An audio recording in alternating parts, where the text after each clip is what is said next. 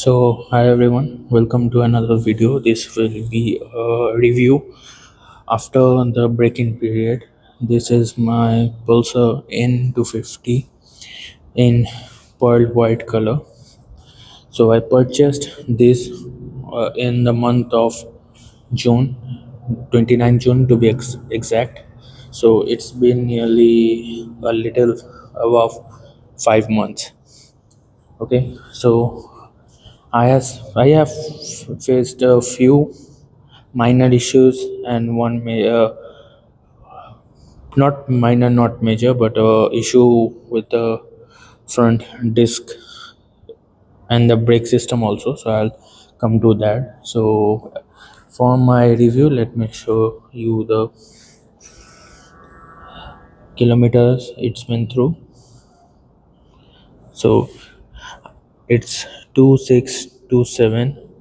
So that's means the break-in period ends at 2000 kilometers. So I have been done, means I am done with that. So let's start with the review. So first, the heart of the matter, the engine.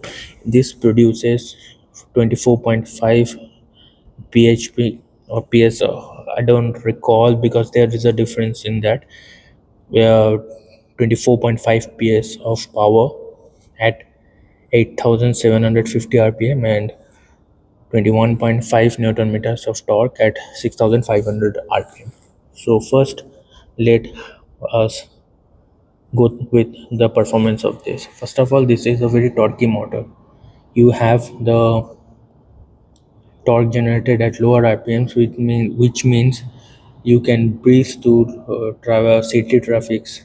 It's very easy for anyone who have this motorcycle in the city. It's a breeze to work with. The gearbox is a 5-speed gearbox. It is sometimes it is clunky and sometimes it also stuck at false neutral between one and two. Apart from that, this is a very good motor. You don't actually require to shift to fourth. Most of the times you can go through the city traffic in third gear.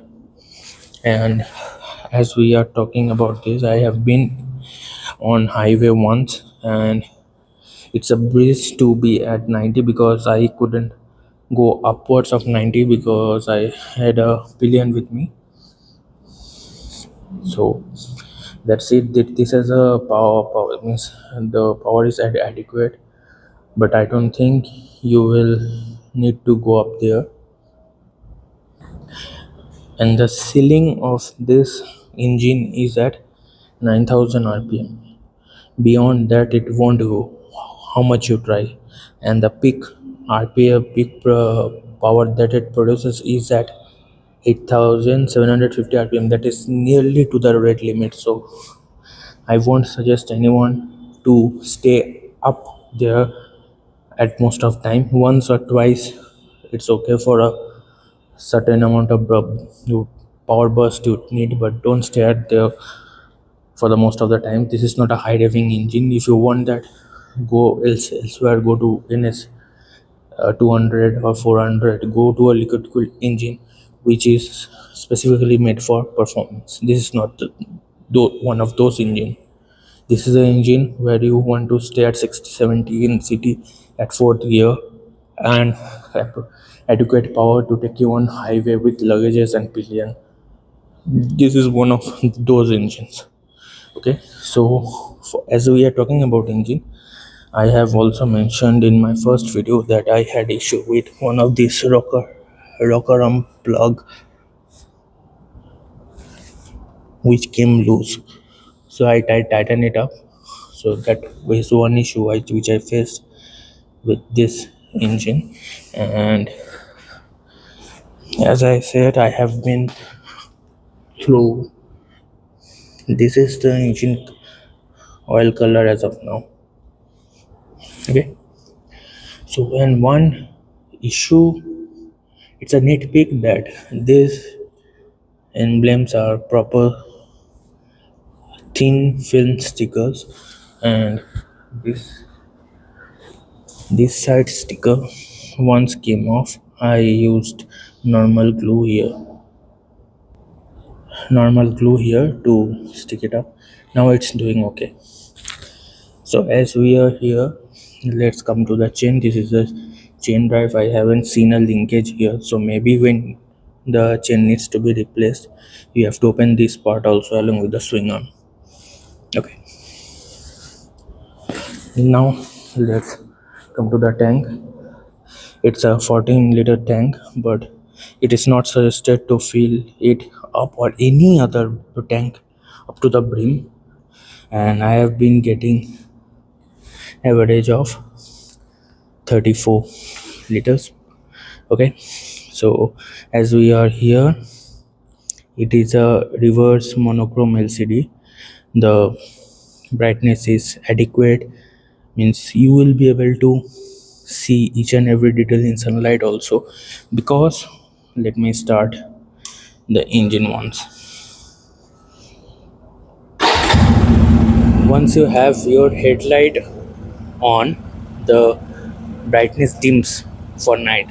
Once, and in the daytime when you don't require the headlight, the brightness comes up. This is one of the feature of Pulsar which I like.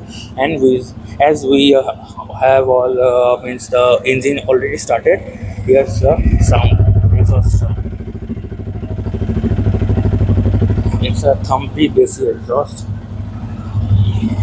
Okay, and the clutch feel is also light according to a 250. This has a slipper and assist clutch.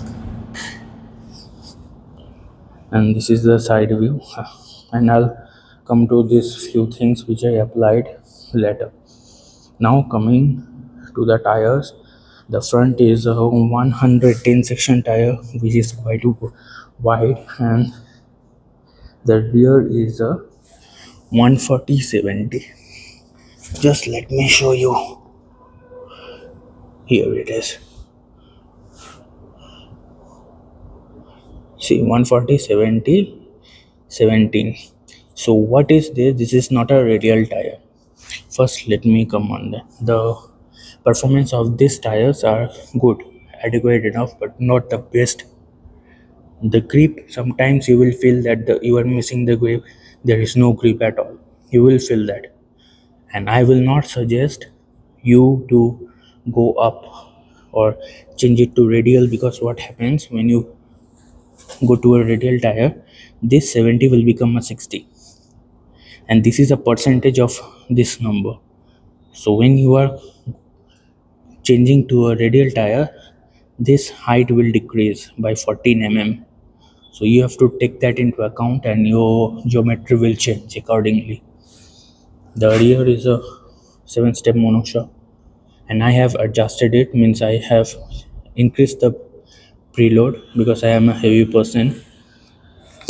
And the front is a 37 mm USD fork, and the travel here is not so much. I have bottomed out here once, both of the suspension at once.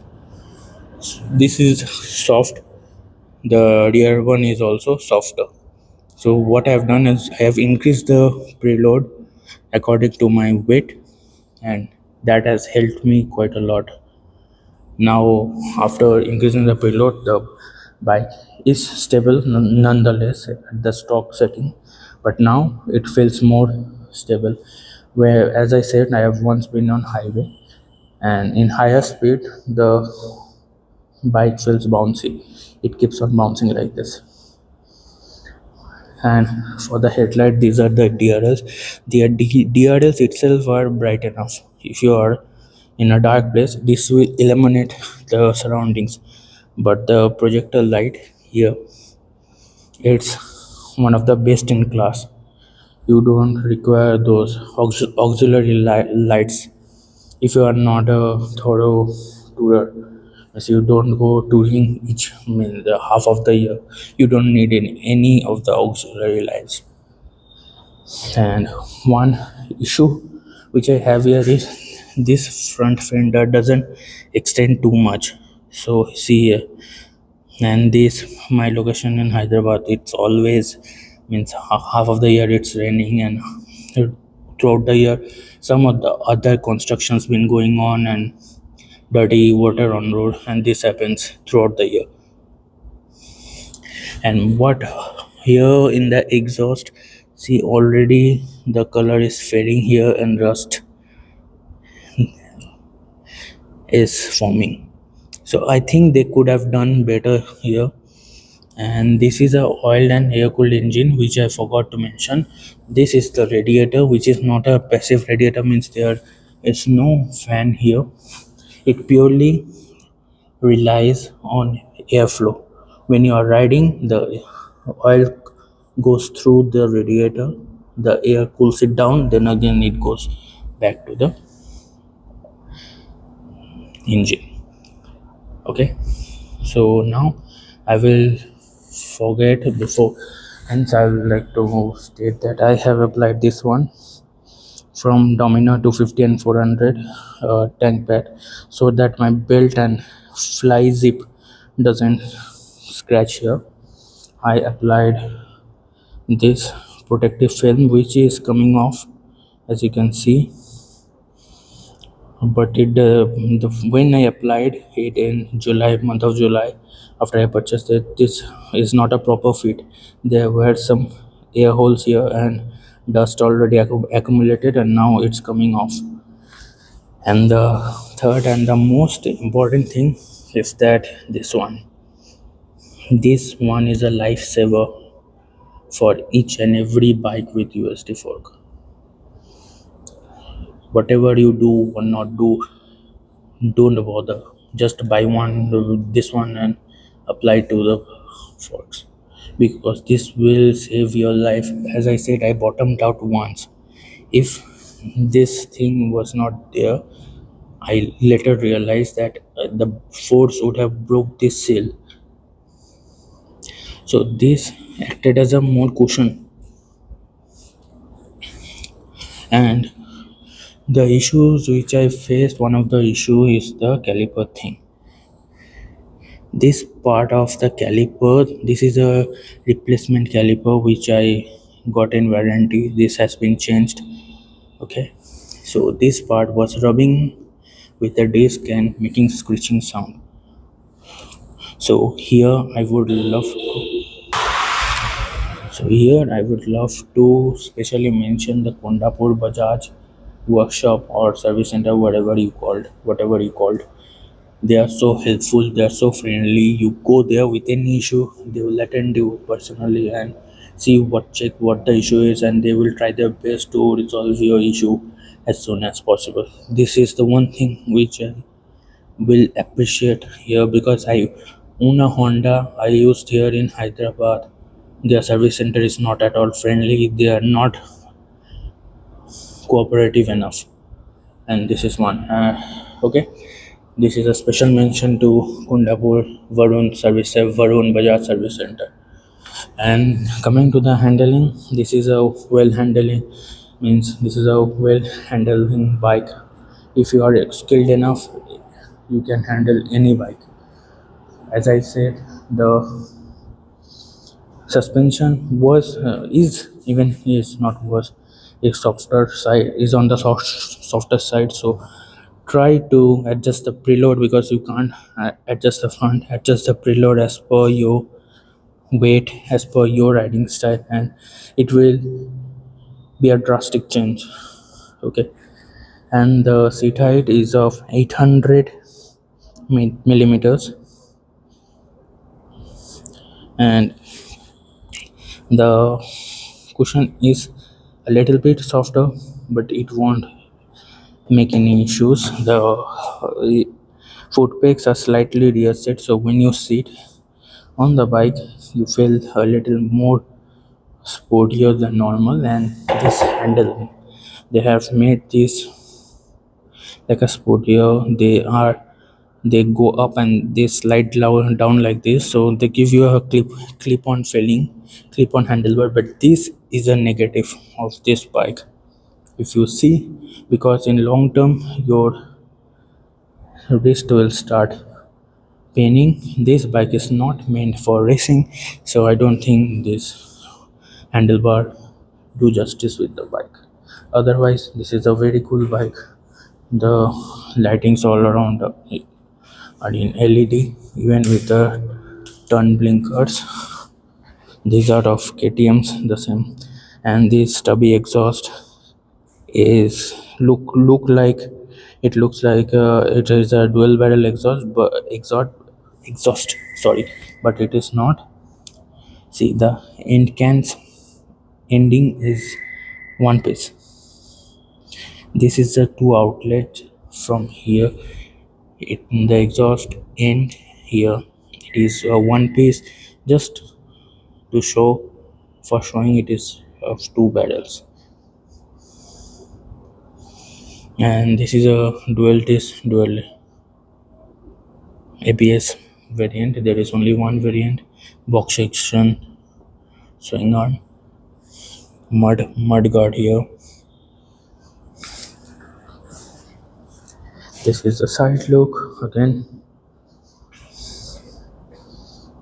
And one more thing, if any of you guys ride harder, then you can upgrade the normal brake pads to sintered brake pads which come with NS400C, because the calipers are same. They are interchangeable. You can change that if you want. And this is a 300 front disc, 230 rear disc. It gets a center stand, engine cutoff sensor, which works fine. And one thing which I faced a minor hiccup with and is still facing is the gear position indicator, which sometimes go wacky and doesn't even show which gear are you in. Okay, I don't know what I'm else missing. The travel in the front is not too much. If you don't take if you are not what do you say clear enough where are you going, what is ahead, you are going to bottom out this.